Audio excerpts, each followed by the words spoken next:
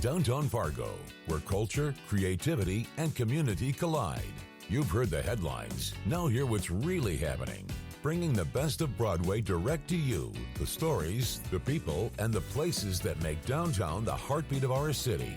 This is Rocky's Downtown Hour with Rocky Schneider. Happy Friday, everybody. I'm Rocky Schneider with Rocky's Downtown Hour. We have another beautiful Friday and it's just a scorcher of a weekend coming up, and we have a great show for you today. But I think this last week has been a lot of fun seeing people.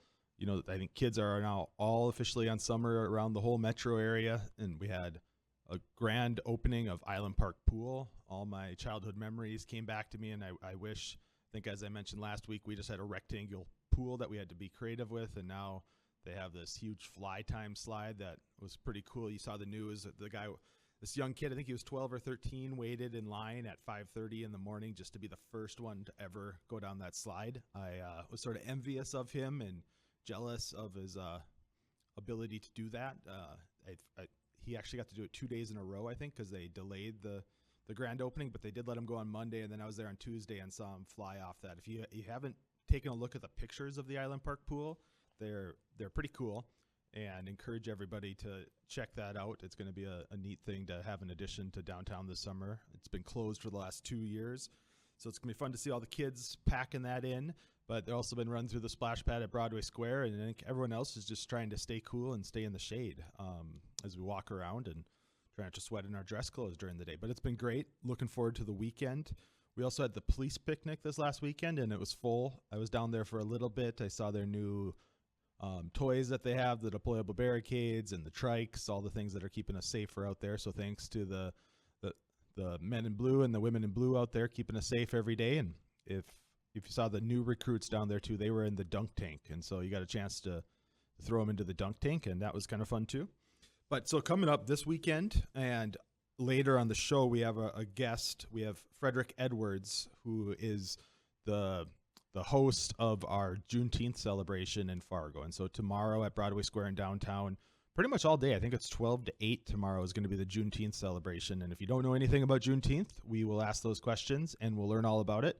We'll learn why it's important as a community and as a country to celebrate that and honor it. And you'll hear about all the fun going on for everybody tomorrow. So I encourage you, if you're around downtown or looking for something to do, come down to that. But I'm also excited because coming up on July 2nd, we have our second in our series of free concerts at Broadway Square. And this one will have an Americana legend named Jeffrey Foucault. If you know him or want to pull up his music, we have a free concert July 2nd. He's going to be on the show with us today. He's calling in. We'll have to ask him where he's calling in for. I think he's on tour right now. And so we'll take a look and see what he has to bring. I've been listening to him now for the last couple of weeks. He's kind of maybe a modern Bob Dylan, if you want to call him that. I think there's a little bit of blues in there, a little bit of kind of country soul, a little bit. It kind of reminds me if you were going to have a soundtrack for driving across North Dakota. I think that's the goal, is just to have music that you want to listen to that tells a story. And so we'll get to hear about him coming up soon. And then also with us, everyone's probably favorite face of Fargo Moorhead, Charlie Johnson with Visit Fargo Moorhead, formerly the Convention and Visitors Bureau.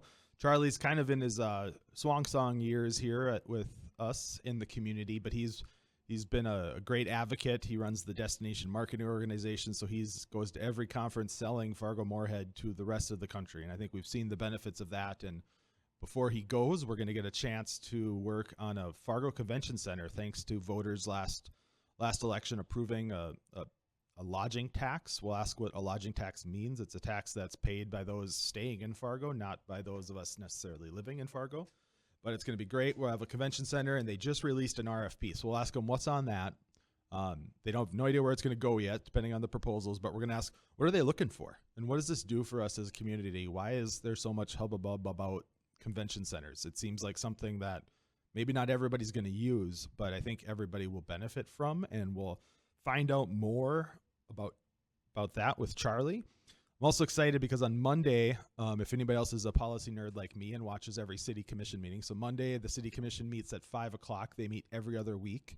They're also on YouTube and on Facebook. So if you always want, you can go back and skip through your favorite parts. But on Monday, on the consent agenda, fortunately, there's an item that we requested at the Downtown Community Partnership. We've been working on a number of initiatives on Broadway to try to, enhance the customer experience. And I think Broadway's amazing. I think it's the best street in the whole state, but it was designed over 20 years ago now, and we've seen some wear and tear. We had some construction done to put in those security bollards and replace some of the pavers that had broken and gone up. So it's time for a refresh.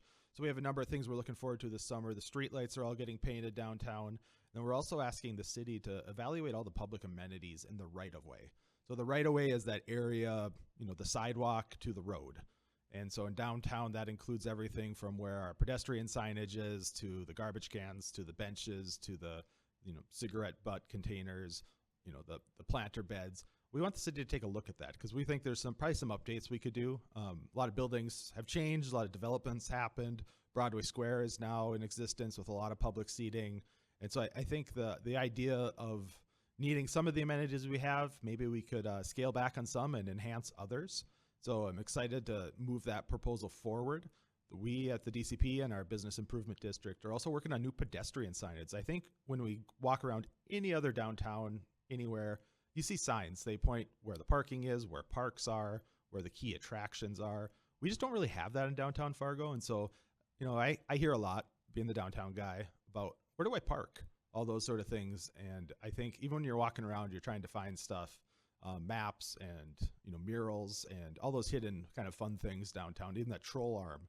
We have one of the Detroit Lakes trolls in downtown Fargo that not everybody knows about, but in the Roberts Alley, there's a troll arm reaching through the portal. And so we're working on some pedestrian signage that we want to make more interactive and more accessible to people in the right-of-way there. And so we're going to work with the city to try to move quickly on that this summer and maybe make some changes and some upgrades. So we're excited. Hopefully the city commission is moving forward. It's on the consent agenda, so hopefully it moves forward and then we can bring back some recommendations with staff swiftly on that. So this will just be an evaluation, but it kind of kickstarts the process for the next steps. I think we're all waiting for that. We're also excited for the street fair coming up. We have just announced right now, I guess, this is the first announcement. So every year we pick a local artist to brand our street fair. And so this year we call it the Artist Prospectus. And this year we're happy to announce that we have a local artist named Nathaniel Navratil. He does a lot of Drecker's art, if you're familiar with Drecker Brewery. But we had, I think, 5 or 6 submittals from local artists, and there was a lot of good ones to choose from. But we went with Nathaniel's. We're going to have a street fair mascot this year. We're going to have a raccoon. So the downtown raccoon, kind of bringing that fun-loving kind of creature, downtown urban-friendly creature like a raccoon.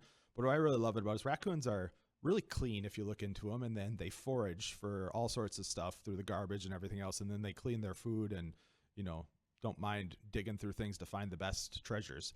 And so that's kind of what the street fair is. You come down, you can find some crafts, you forage for different foods, you go up and down the alleys and streets in downtown. And so we thought the raccoon kind of played on that in a fun way, and it's also something that we can turn into a little animated character and have some fun with, some playful and inviting energy to our street fair.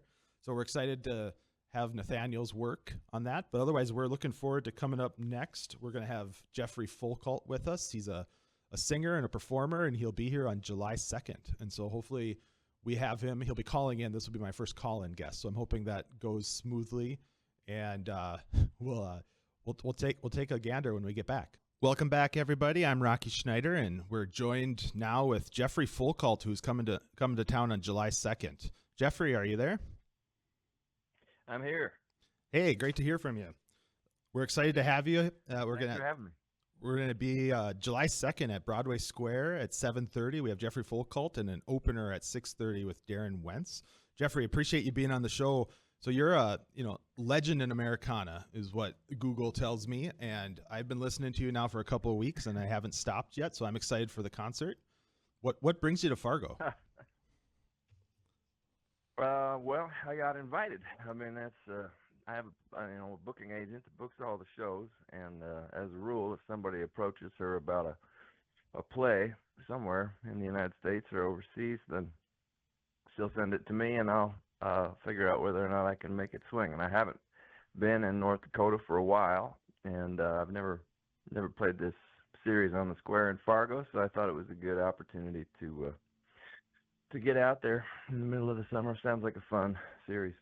Yeah, we have a good time. I think we had Mason Jennings here a couple weeks ago and filled up downtown with a lot of people coming out, just enjoying summer nights. We have long winters here, as I think you're from Wisconsin, right? That's right, up in Wisconsin. So maybe not quite as long as North Dakota, but getting there. Well, we got something to brag about anyways, right? So that's good. And you have a new record out, Universal Fire. Are you on tour right now with that? Yeah, well, I'm sort of always on tour a little bit, right? I don't go out on long, like 3-4 month tours. I tend to go out for,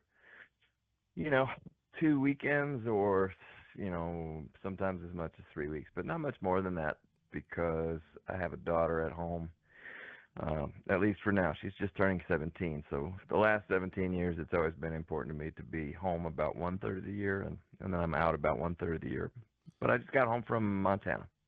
Cool. Yeah, I have a 13-year-old daughter, and I heard the line the other day that the days are long and the years are fast with kids. So we gotta enjoy it while we can. So, that's it. I described you. I'm not sure how you describe yourself or what's sort of similar if people don't know your music. I kind of said like a modern Bob Dylan, if that works for you. Sure. I mean, nobody in my line of work minds being compared to Bob Dylan. He's kind of like the sun. You might not like him, but he's a fact of life. I really love Bob Dylan, and in a sense, what Bob Dylan does, or Neil Young, or John Prine, or Greg Brown, those are all people who come from the same part of the country as me, more or less, kind of the big middle north, and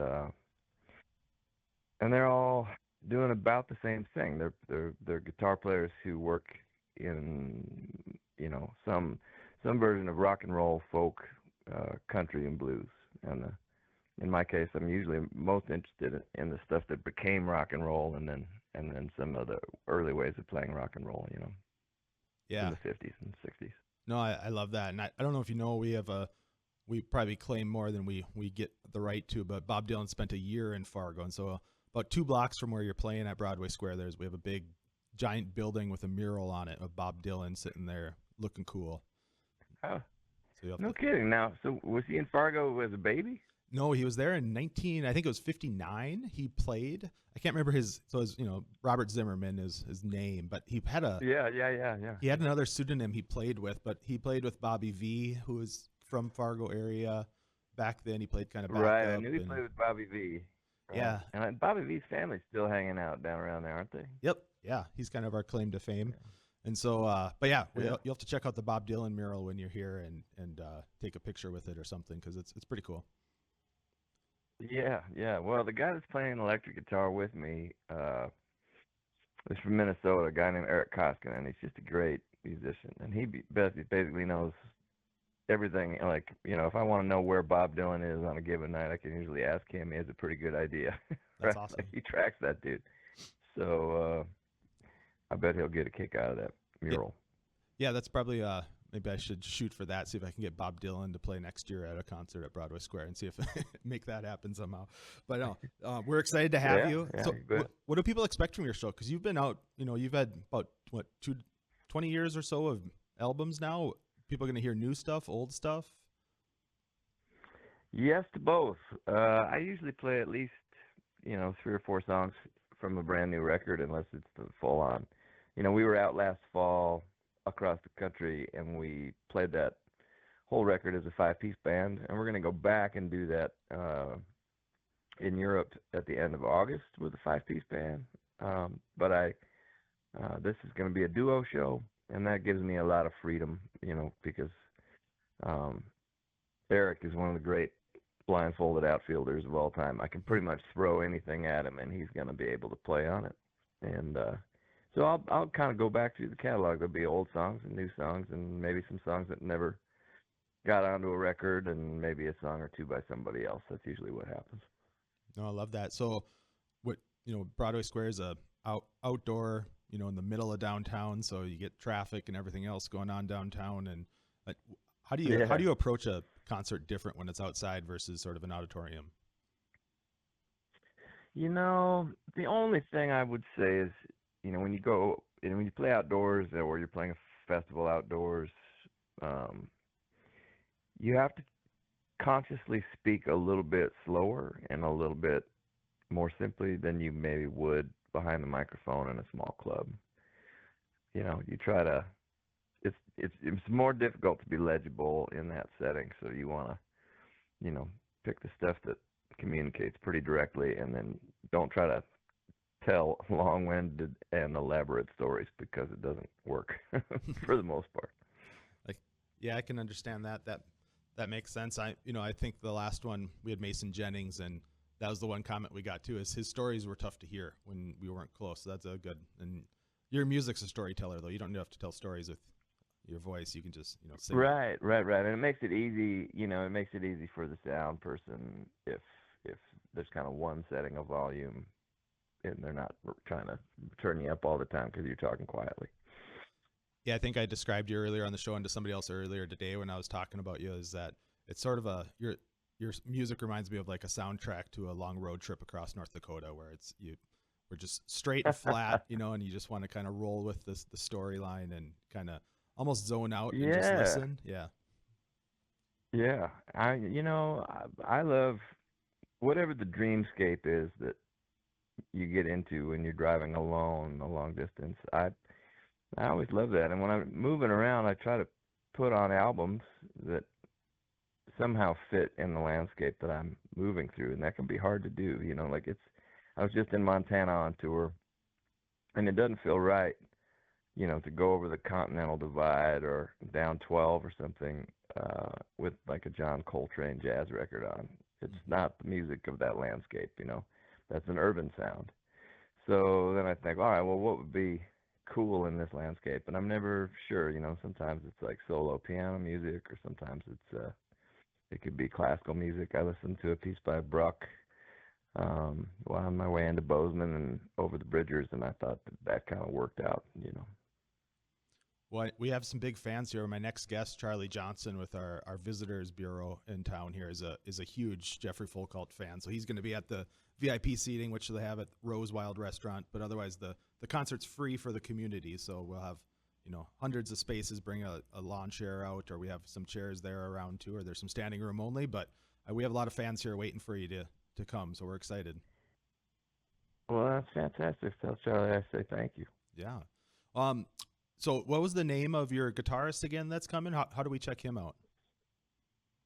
His name is Eric, E-R-I-K, Koskinen, Koskinen. He's based out of St. Peter, Minnesota, and he's a great songwriter. He writes his own stuff. I think probably you should get him back to play. Maybe I'll make him play a tune or two in the middle of the set, because I often, if he's opening for me, I usually play guitar in his band. Yeah. And he's one of my favorite songwriters. He writes, he's a blues and rock and roll guy, I would say, with a little bit of country in there, and but not unlike Bob Dylan in that way. And people can type his name into the internet, and they'll see his own stuff. And then if you look through my stuff, you're certainly going to find him, because we've been playing together a bunch since 2019 or so. I always tell people he's like he's the guy that Bruce Springsteen fans want Bruce Springsteen to be. Like Eric Koskinen fixes his own truck and drives a combine for his neighbor farmer when he's not on the road. So he's a pretty normal, blue collar guy. And when he tells stories or uses, if he says "ain't" in a song, it's not because he has a graduate degree and is trying to be colorful, right? Like, it's because that's just how he talks. Right.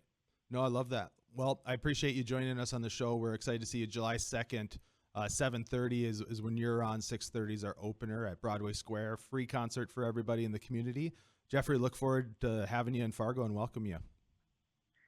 Yeah, I can't wait to see Fargo, and thanks so much for having me on to talk.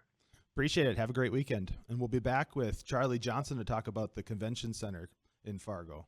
Welcome back to Rocky's Downtown Hour, joined by Charlie Johnson with Visit Fargo Moorhead. Charlie, thanks for coming on.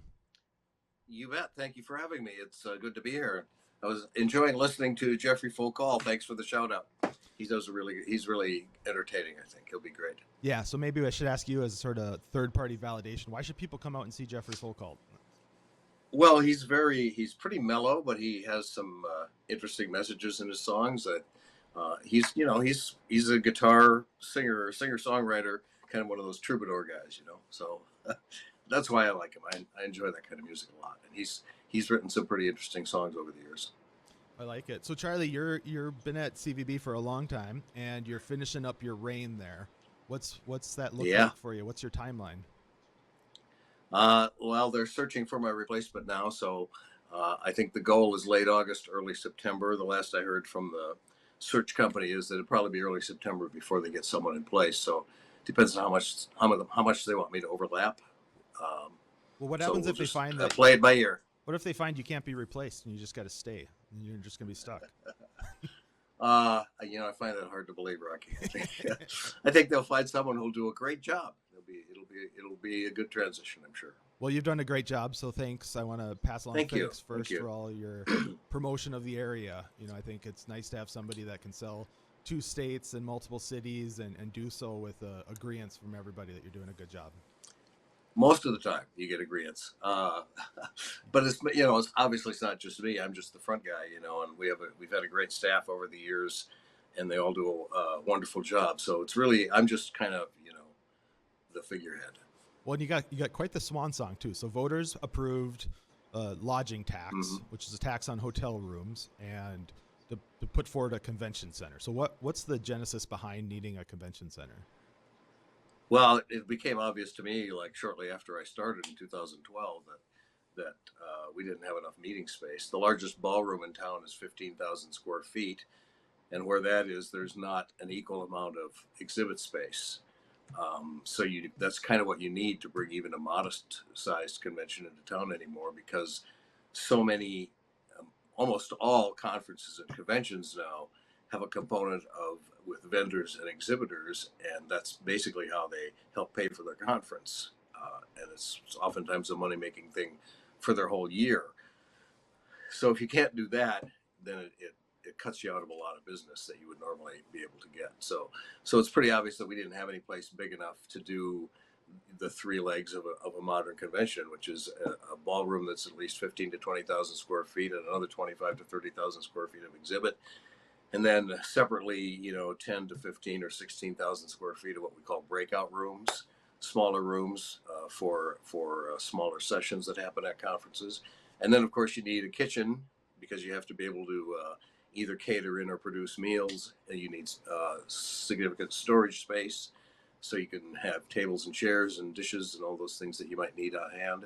And then what we call pre-function space for registration and cocktail parties and things like that.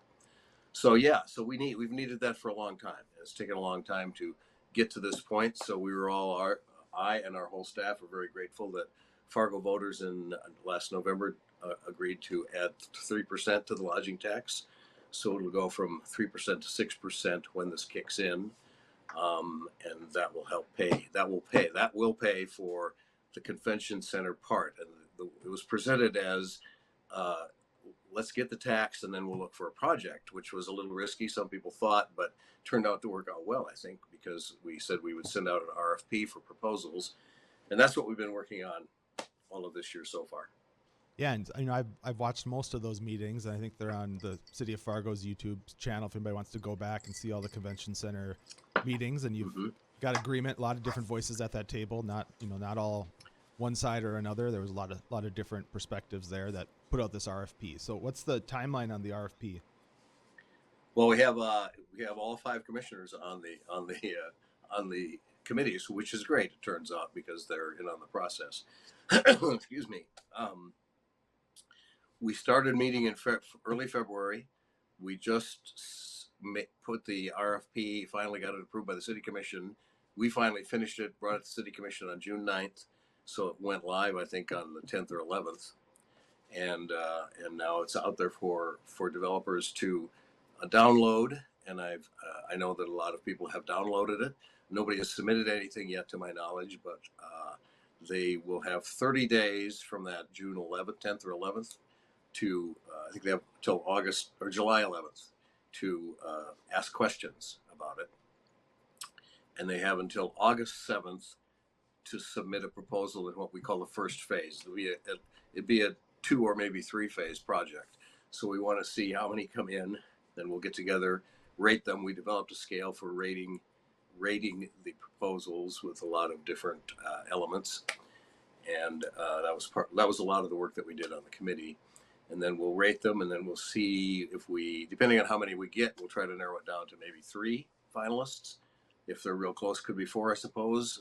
That's, there's no hard and fast number on that. And then they would be asked to do a more detail going forward from there. One of the questions I keep hearing is, why are the Holiday Inn or similar, Place Civic Center, those type of ones, why are they not adequate space? I don't think people realize what kind of size you're looking for a convention center. Ooh. Well, the Holiday Inn is great. The Holiday Inn in the Delta, in Fargo, there's a conference space between the DoubleTree and the Homewood out in West Fargo that's decent, but none of them fit those categories that I gave you before. The Holiday Inn has 27,000 square feet of meeting space, but their largest ballroom is 11,000 square feet. The Delta is the one with the 15,000 square foot ballroom, which is beautiful, but then they only have another 8,000 or so square feet for breakout rooms and exhibits. So you end up trying to put your exhibit area in the hallways, and if they have too many exhibits, they just can't come. They can't fit in there. And so when it comes down to it, we're losing conferences. Is that what you're saying? We're missing. Oh, absolutely. That's the whole premise behind us wanting to have that. We're missing a lot of business that goes to Grand Forks, Bismarck, Sioux Falls, Rochester, Duluth, St. Cloud, places like that we can't compete with because they have convention space that can do the large exhibit space and a ballroom. And I suppose most people are just like me. When I go to a conference, I end up going out to eat, I catch a show, probably buy some presents to bring home, spend money that I probably don't even spend on a daily basis at home. So I'm giving that other economy all sorts of money. So that's kind of the reason why we're doing this too, right? Oh yeah. These, we're planning for the convention space to lose money. Hopefully it'll almost break even when it's up and running, but it's not. The city doesn't build this to make money. You don't want to lose a lot of money, but the idea is to bring business into town, which contributes to the economy, and that's what they do. I mean, it's money that gets spent here, and then the people who spend it go home again. Yeah, no, I went to your annual meeting. I think I was kind of flabbergasted by some of the numbers on how many hotel rooms get rented out a year and what the average person spends every night in a hotel room. And that keeps our economy booming. Yeah, a lot of people don't understand how big the visitor economy is. First of all, it's the number 3 industry in North Dakota, behind ag and oil. Those two keep flip-flopping. I'm not sure which is first right now. But tourism, I think in the last, we have stats for is 23 across the state. It's like a $3 billion business plus. Excuse me, that fighting a cold that I brought back from Chicago with me. So $1 billion of that visitor spend is in Cass County, and that's an extrapolation of how visitors spend their money. I can tell you absolutely for certain that visitors to Fargo, Moorhead, West Fargo in 2024 spent about $152 million just on their hotel rooms.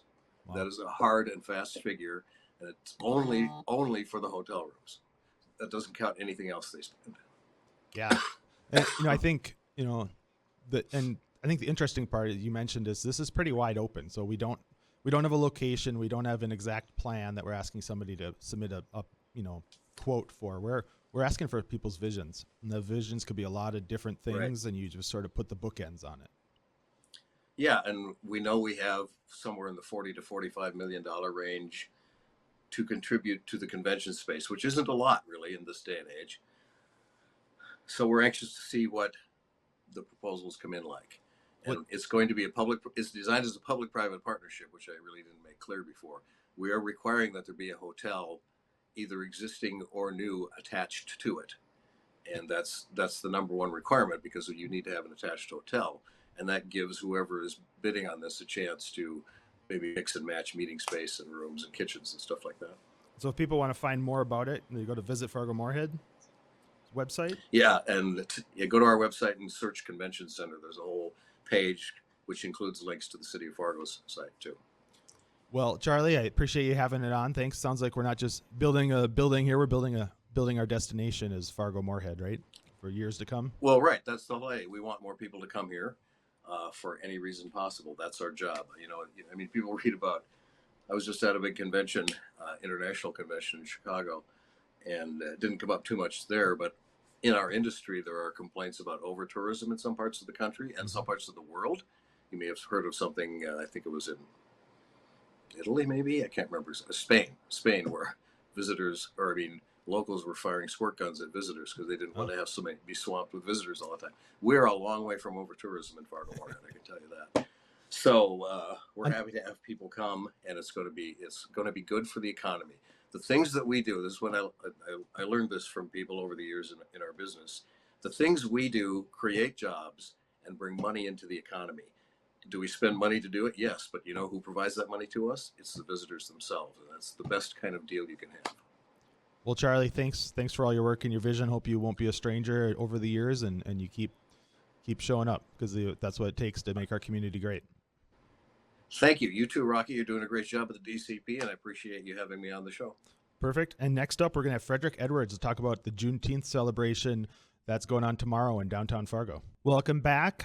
Our last segment here, Best for Last, with Frederick Edwards to talk to us about the Juneteenth celebration. So thanks for coming on and having this event in downtown Fargo. Why don't you tell us, so for those who don't know, what is Juneteenth? Absolutely. So the Juneteenth celebration is the Emancipation Proclamation was signed in 1863. 2 years later, after the Emancipation Proclamation was signed, you found various parts of America who still had enslaved people. And so there's an area in Texas called Galveston, which is right by Mexico, in which these colored troops who were with General Granger essentially helped free these people, because people were like, we don't care about the law, we'll keep these people in capacity. And so in real time, you had a jubilee that transpired over 13 days, I believe. And so from June 19th all the way to the end of June, people were celebrating. No, I mean, it's obviously incredibly important that we carry that tradition on and celebrate, the Emancipation Proclamation. But it just shows that these things never stop, right? It's a constant effort, constant reminder. And so it's a great time to celebrate. I know I went to the one last year and had a great time. And it's tomorrow from 12 to 8. So it's an 8-hour party. Yeah, so it's technically a 12 to 3 is our educational series. So we have a texture hair class, we have a class for financial literacy, we have a class for how to make mango shea butter. We also have Sanford Health doing just ask us any questions from doctors' perspectives. And so that'll be from 12 to 3 at Black Coffee and Waffle. Then right across the street at the Broadway Square from 3 to 9, we'll do the block party. So what are people expecting from the 3 to 9? Yeah, 3 to 9. Yeah. So from 3 to 9, we have some amazing headliners. We have Nerdy coming from the cities of Minneapolis. We have Juice Sutton, who is our host. He's also the host for the Minnesota Lynx and Minnesota Timberwolves. Very cool. But we have local talent as well. We have a whole bunch of phenomenal folks like High Ally will be performing, and other people will be performing at this event. But for the kids, we have bouncy houses, we have face painting, we have caricature artists, and we have a whole lot of goodie bags. And we have this thing called a block party that Abana is curating, and basically that's double dutch. You have all these different games that you would play at a block party. Yeah. Then with that, all kids under 12 eat free. We want everybody to feel not only just welcome, but be able to experience the event, whether it's your first time or your last time. We want people to really get able to see history, but also see the beauty of Fargo. Yeah, no, it's a great community. Everyone's welcome. My head immediately goes to what's on the menu. Unfortunately, that's usually my first question, but what's on the menu? Absolutely. So we have about 5 different food vendors. We got Soul Taco will be there. So that's Charles with Soul Taco. We got Bomb Dogs. So Terrell Boxley. We have a couple of other food vendors like Now Grocerant. They'll be there. And then we have for the kids' food, we have hamburgers, cheeseburgers, and a whole lot of different vegetables and fruits. So our chef he's vegan, but I told him we need some meat for the kids. The kids can't really be eating vegan burgers. No offense to anybody who likes those. It's just I'm not a fan. No, I'm a Soul Taco fan. You're in the corner of Broadway Square there, and Charles is always he's our favorite food vendor downtown because he keeps the music flowing. He's always kind of the eyes and ears on that corner, and he takes care of his space too, which I appreciate from what I do. So yeah, that's great. Okay, so Juneteenth, you had one yesterday too, right? In Moorhead. How'd that go? That one was pretty successful. We had about 450 people come through the space. Shout out to Mayor Shelley over in Moorhead. They really cultivated this idea of, if we get the opportunity to do this here, we need to do it well. And so Concordia, Moorhead, and a couple of other folks really came together, and we just partnered together to make this happen, similar to the Fargo event.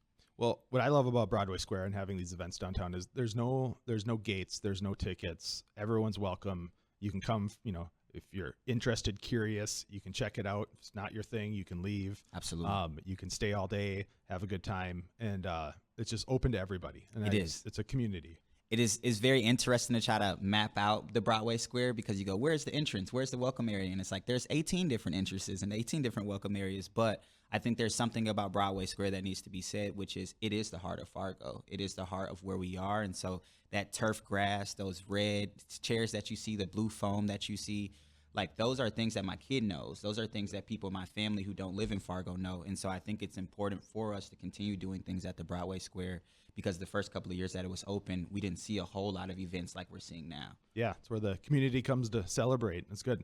But don't try to take the blue blocks away from my 8-year-old, because he starts building his thing, and once he gets to like that capacity where it's like now someone else doesn't have them, he starts to get a little territorial. We got to shout out the fountains, though. The water fountains are a spectacle. We have so many kids who are like, will we have the fountains next year? And I'm like, unfortunately, I don't know how to shut them off. So yes, we will. Yeah, that's great. Well, especially, when it's going to be 90 tomorrow, that's those squirt guns, those anti-tourist squirt guns that they have around that Charlie was saying, like, those wouldn't be so bad tomorrow. So that'd be good. Appreciate. So where can we find more information? Absolutely. So if you go to fredsdissonance.com, or you go to our Instagram page, Fred's Dissonance, we are under the nonprofit Emoja Inc. And so anytime you go to our social media page, you'll see a lot of things. But we're one of the most active social media pages in North Dakota. And so we meet with a lot of influencers. We have social media algorithms that we work. And so you'll get a lot of information just from our website or from our social media. And you have a lot of other stuff going on the website too. Yes, indeed. So, you can not just learn about tomorrow, but you can learn about all your upcoming events and opportunities. Yes, indeed. Yes, to indeed. engage. And so it's great. Juneteenth, very important day. We're happy to have you in the community celebrating this, and this is going to be bigger and better than Moorhead's tomorrow. Absolutely. That's my goal. Sorry, Shelley, over there, but you heard it here first. Yes. Downtown Fargo is going to be better than Moorhead. So, but we're very excited. fredsdissonance.com and Broadway Square. You can look at downtownfargo.com, and we have information on there. Come down. It's free. Come learn something from 12 to 3 or from 3 to 9. It's just going to be a big block party. Absolutely. Thank you for having us, and I appreciate y'all just opening the downtown area. I think it's going to be very vibrant tomorrow. Absolutely. Appreciate it. Looking in the past and celebrating the future. Everyone have a good weekend. Stay cool out there. Put on sunscreen if you're out in the sun, and enjoy each other. Spread joy. Have a good one.